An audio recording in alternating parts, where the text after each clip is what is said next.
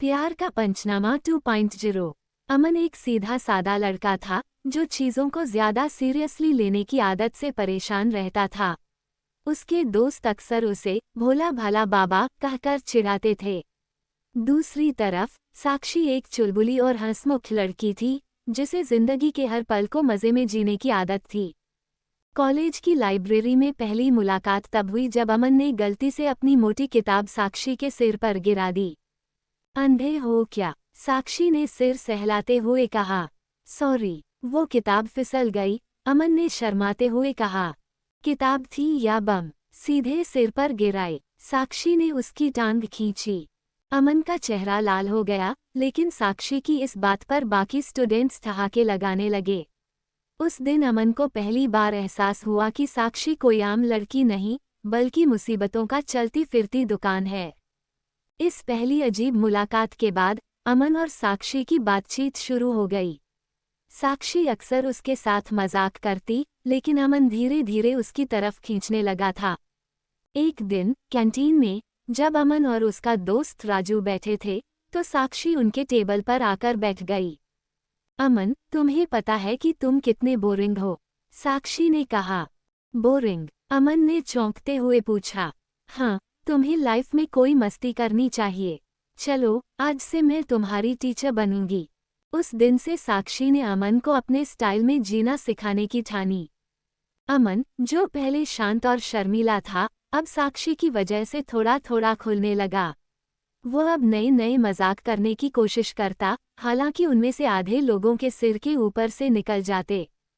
एक दिन कॉलेज के फेस्ट में अमन ने साक्षी को इम्प्रेस करने के लिए स्टेज पर चढ़कर रोमांटिक शायरी पढ़ी। तेरी आंखों में देखा जो मैंने समुंदर, दिल डूब गया और हो गया अंदर। पूरे हॉल में एक पल को सन्नाटा छा गया, फिर अचानक साक्षी जोर से हंस पड़ी। भाई, ये शायरी थी या स्विमिंग क्लास का एड? राजू ने चुटकी ली।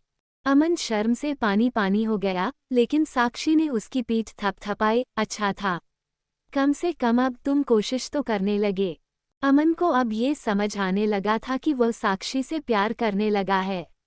लेकिन परेशानी तब हुई जब उसने साक्षी को किसी दूसरे लड़के के साथ हंस हंसकर बातें करते हुए देखा।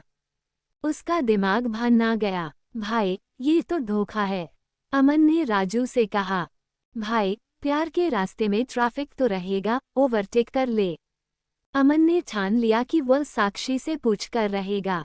उसने हिम्मत जुटाई और पूछा, ये लड़का कौन है? साक्षी ने उसकी आंखों में देखा और मुस्कुराई। मेरा कजिन है, क्यूट है ना? अमन की जान में जान आई, लेकिन अब उसकी हालत हनुमान जी जैसी थी, जिसने सीता माता को बचाने के लिए पूरी लंका जला दी और बाद में पता चला कि सीता माता वही नहीं थी। राजू की सलाह पर अमन ने तय किया कि अब तो प्यार का इजहार करना ही है। उसने पार्क में साक्षी के लिए एक सरप्राइज डेट प्लान की। उसने गुब्बारे लगाए, टेबल सजाए और खुद घुटनों के बल बैठ गया। साक्षी, मैं तुमसे बहुत प्यार करता हूँ। क्या तुम मुझसे शादी करोगी?